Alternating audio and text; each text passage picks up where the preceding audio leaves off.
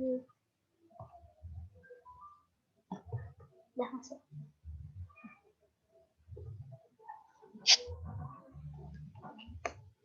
Assalamualaikum warahmatullahi wabarakatuh. Selamat pagi semuanya. Salam sejahtera untuk kita semua.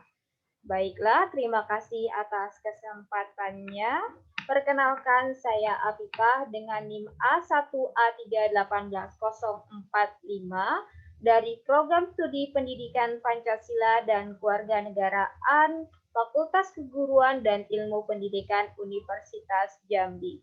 Baiklah, di sini saya akan mempresentasikan hasil proposal PTK saya yang berjudul meningkatkan hasil belajar peserta didik melalui model pembelajaran Project Based Learning pada mata pelajaran PPKN di kelas 11 BDPB SMK 1 Tanjung Jabung Barat. Baik, memasuki pada bab pertama, yaitu latar belakang. Pendidikan adalah lembaga formal yang menciptakan manusia untuk berkompetensi dan berkarakter.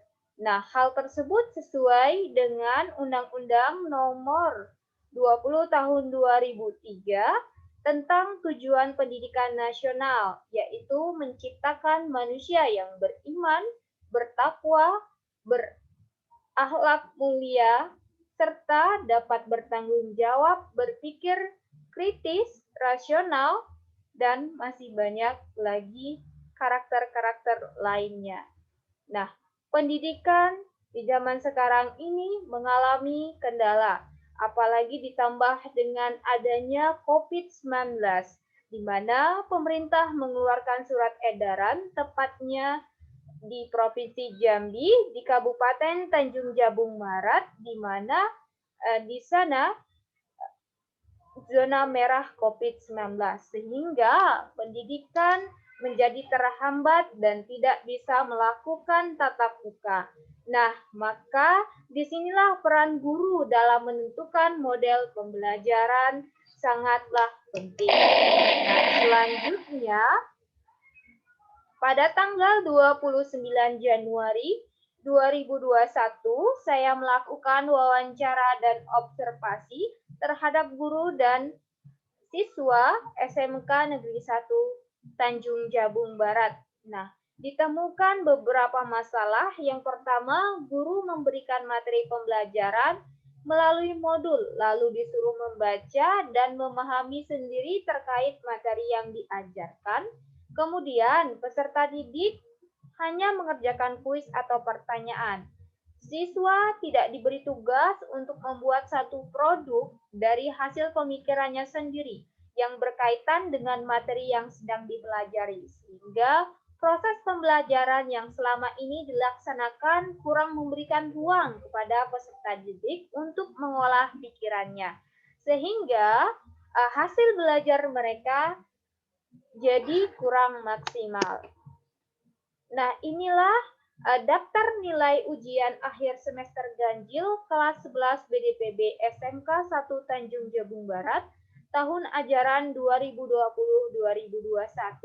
Dari 30 peserta didik terdapat 20 orang yang tuntas dan 10 orang lagi tidak tuntas. Nah, berdasarkan dari observasi yang telah saya lakukan tersebut, maka peneliti berniat untuk memperbaiki memperbaiki hasil belajar peserta didik melalui model pembelajaran, yaitu Project Based Learning. Nah, dalam hal ini pembelajaran bertujuan untuk meningkatkan hasil belajar yang didapatkan siswa secara maksimal. Nah, minat menurut Heidi dan Harajkiu, siswa yang tertarik pada apa yang mereka pelajari menunjukkan prestasi akademik yang lebih tinggi dan lebih mungkin mengingat materi tersebut dalam jangka panjang. Nah, selanjutnya kita masuk pada rumusan masalah, yaitu apakah dengan menerapkan model pembelajaran Project Based Learning dapat meningkatkan hasil belajar siswa pada mata pelajaran PPKN di kelas 11 BDPB SMK N1 Tanjung Jabung Barat.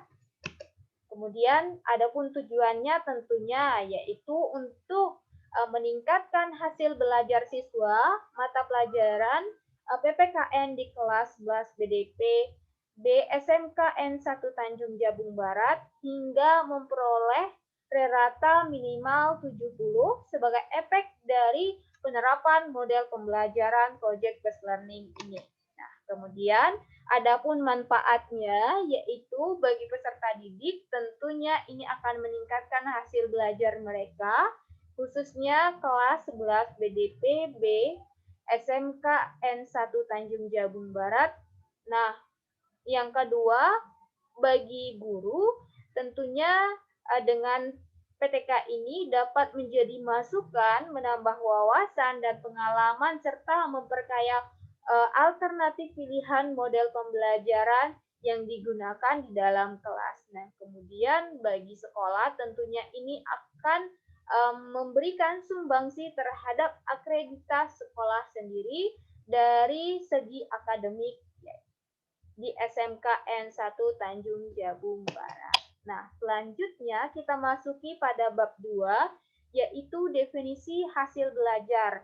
Nah, di sini telah dikemukakan oleh 3 pendapat para ahli. Yang pertama, Sutikno M. Sobri, Sujana, dan Dimyati, dan Mujiono. Nah, dari semua itu dapat saya simpulkan bahwa hasil belajar adalah sesuatu yang didapat seseorang atau peserta didik telah mengikuti proses pembelajaran baik dalam bentuk angka, huruf, dan simbol-simbol tertentu.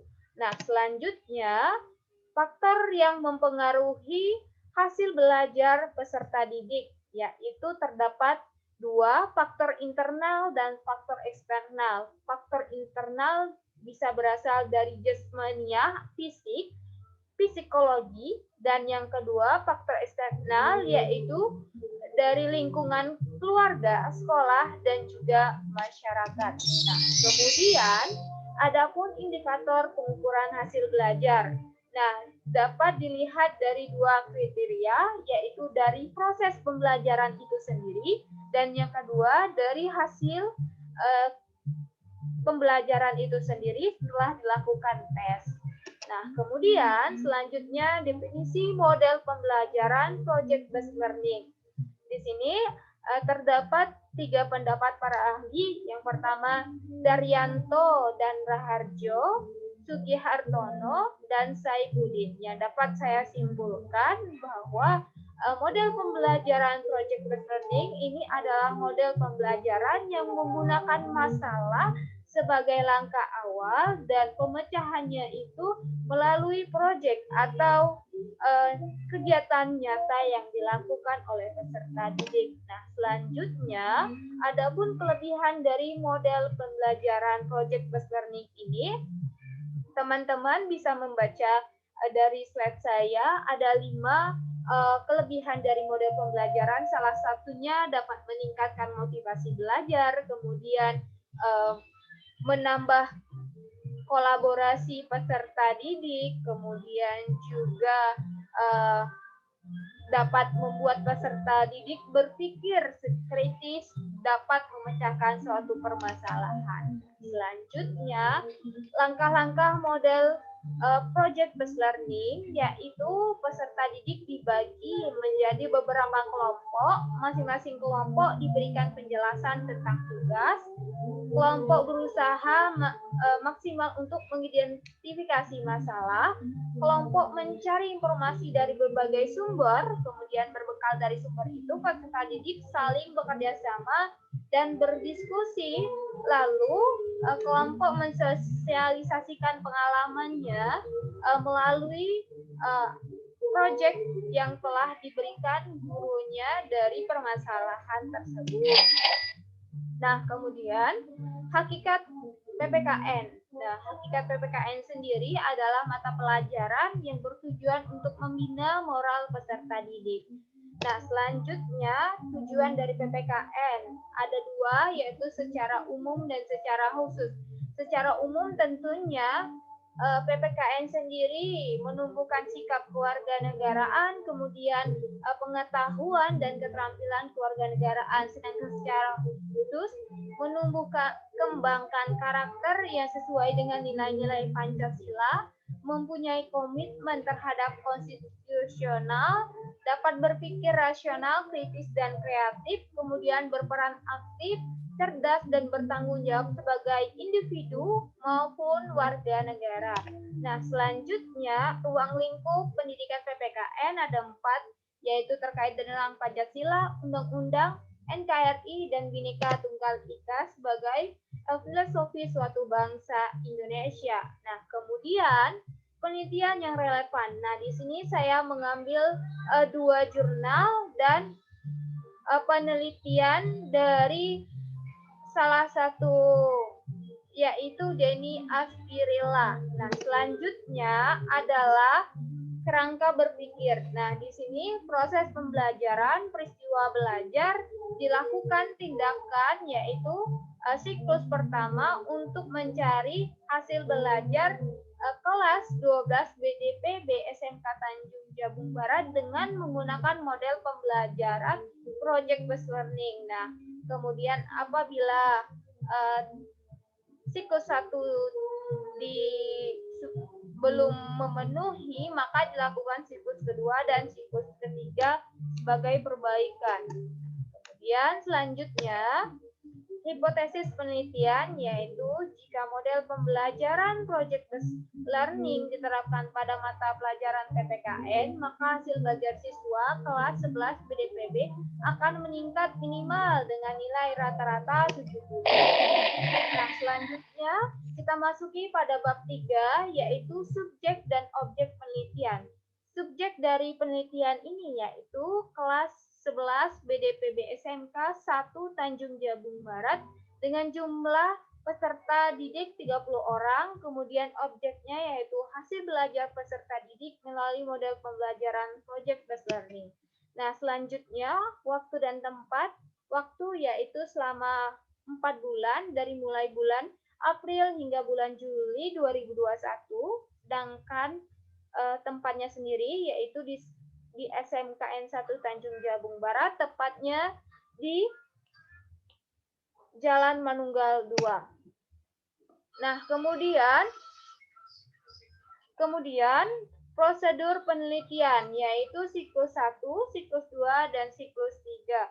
Nah, di sini siklus 1 tentunya peneliti melakukan perencanaan, pelaksanaan, pengamatan, dan refleksi. Nah, kemudian siklus 2, apabila siklus 1 belum mendapatkan menemu titik terang, maka akan melakukan perbaikan lagi pada siklus 1 yang dilakukan pada siklus 2, dan begitu juga siklus 3 perbaikan pada siklus 1 dan siklus 2.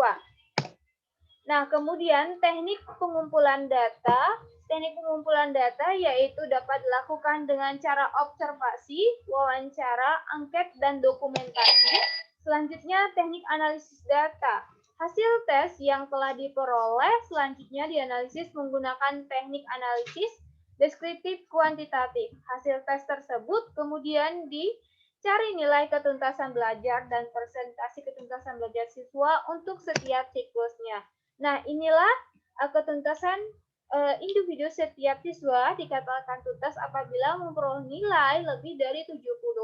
Inilah rumusnya, teman-teman bisa melihat dari slide PPT yang telah saya tampilkan. Nah, kemudian di situ juga ada ketuntasan klasikal dan juga ada rumusnya.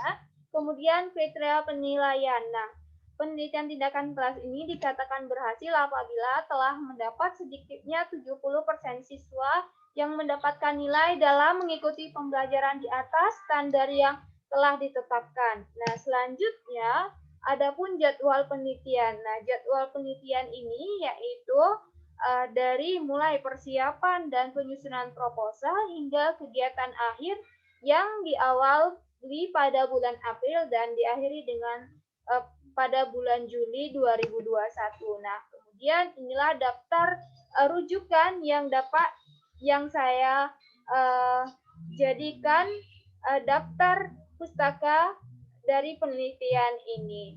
Nah, mungkin hanya itu yang dapat saya sampaikan dari presentasi proposal PTK saya. Mohon maaf jika terdapat kesalahan dan kehilafan. Saya akhiri. Assalamualaikum warahmatullahi wabarakatuh.